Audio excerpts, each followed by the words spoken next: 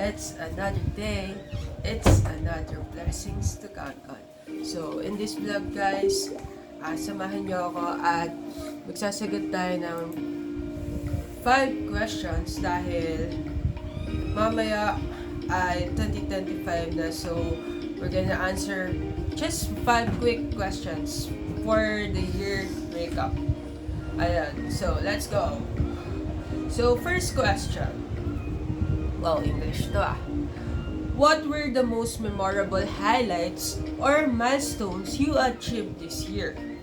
Ayan, for me this year, maraming nangyari. So, sobrang dami kong gustong sabihin. Pero may isa lang talaga na gusto kong i-share sa inyo, which is yung milestone na sa tingin ko na this year na achieve ko is yung I have that achievement na natuto na ako tawag dito. Ayun, natuto na ako mag-assemble ng mga thoughts ko sa mind when I'm speaking or someone is talking to me na hindi ko pa kilala. Ayun, natuto ako mag-compose ng sarili ko na hindi lahat dapat kinikwento or somehow magkaroon ka muna ng connection sa isang tao before mo siya kausapin or magkaroon ng deeper conversation with them. Ayun lang. And number 2 question. What challenges did you face and how did you overcome them? Marami akong challenges this year. Una na dun is yung pagising sa umaga.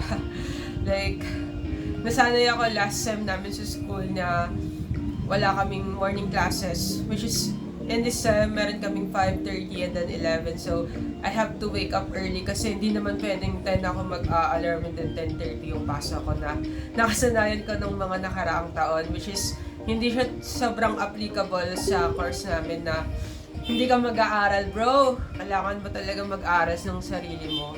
So, sa tingin ko, yun yung isa sa challenges ko this year na gumising ng maaga, and then, mag-aral ng sarili, yung, lalo na sa pagko-code, which is yung, course ko nga, which is BSIT. Ayun. And, number 3 question, bilis What lessons or insights did this year teach you and you will carry forward?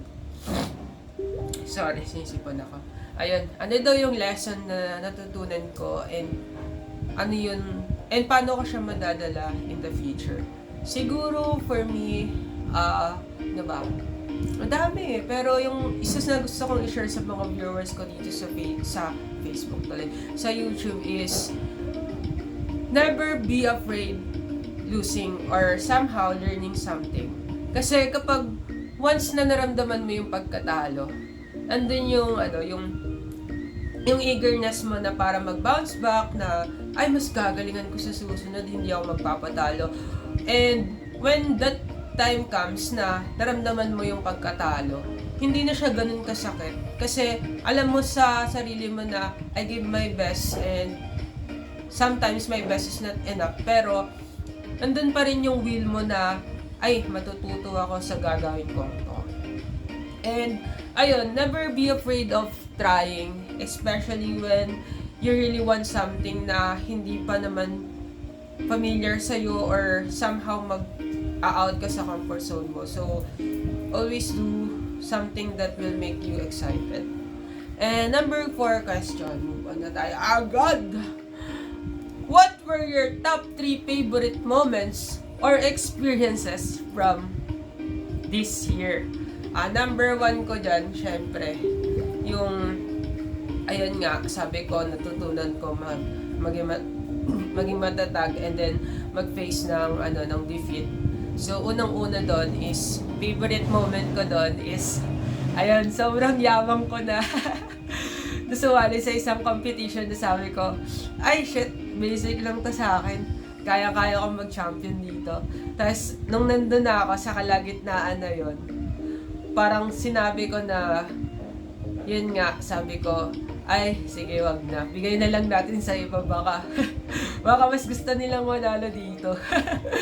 ayun yung unang experience. Hindi ko na sasabihin kung ano yung pinaka-specific na yun.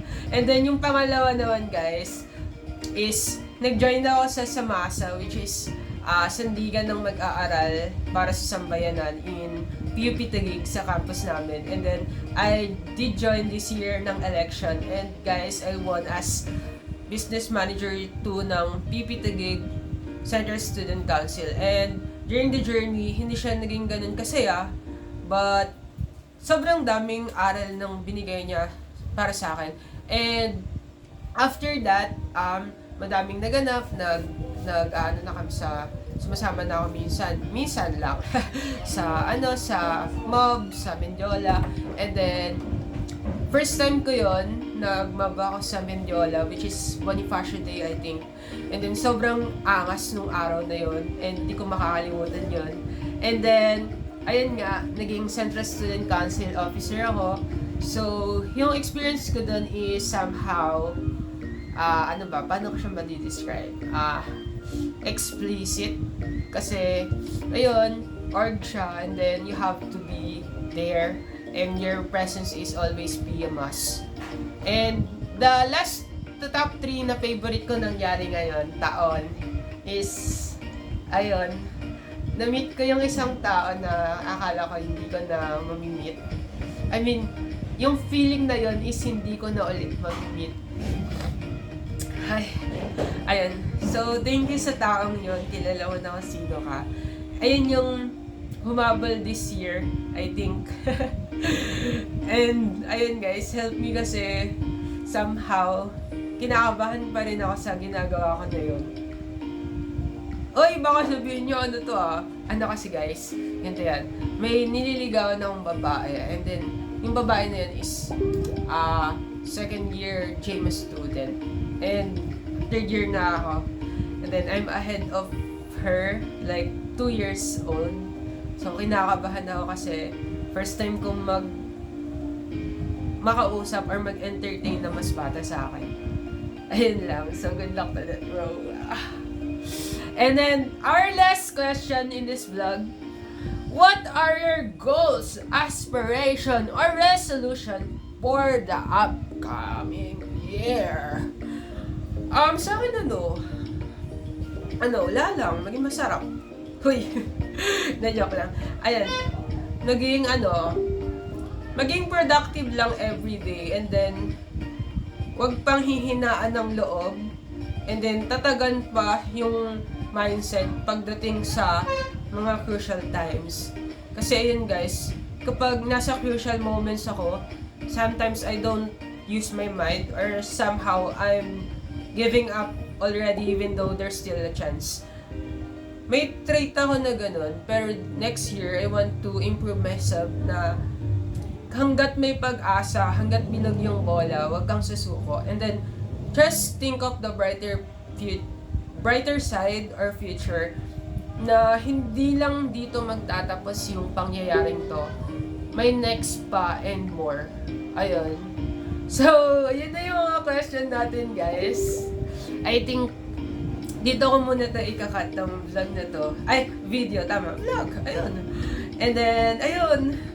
Thank you so much sa mga taong bumuo ng 2024 ko. Grabe, sobrang bilis lang ng year na to. Parang kailan lang. Or siguro, sobrang busy lang talaga natin, kaya hindi natin namamalayan na magti-2025 na guys, ito na yun. Ito na ulit yun. So, ayun. Mas galingan natin sa buhay, and huwag natin kalimutan na may taong nagmamahal sa atin kahit ano mangyari. Even though sometimes na nararamdaman natin mag-isa tayo, pero huwag nating kalimutan na when we go out, we will see people na nag-iisa din, and then why don't we just think or talk to them na, "Hoy, hello, hi, what are you up to?" Or somehow, kamusta ka? Ayun. So, wag lang natin kakalimutan guys na maging mabuting tao and be kind sa mga taong nakapaligid sa atin and to the people na magkaka-interact tayo. Ayun lang guys. Happy New Year to everyone. Thank you so much for guiding me, Lord, in this year. And sana next year, magtuloy-tuloy pa tayo. And I see you and I see you. Bye-bye! Ayun guys, mamaya pakita ko lang sa inyo yung mga ganap namin this New Year's Eve. And i-upload ko to, siguro mabilis lang na editan. And then, gusto ko siya i-upload January 1, so may memories ako ng New Year. Ayun guys, thank you so much. Also credit to...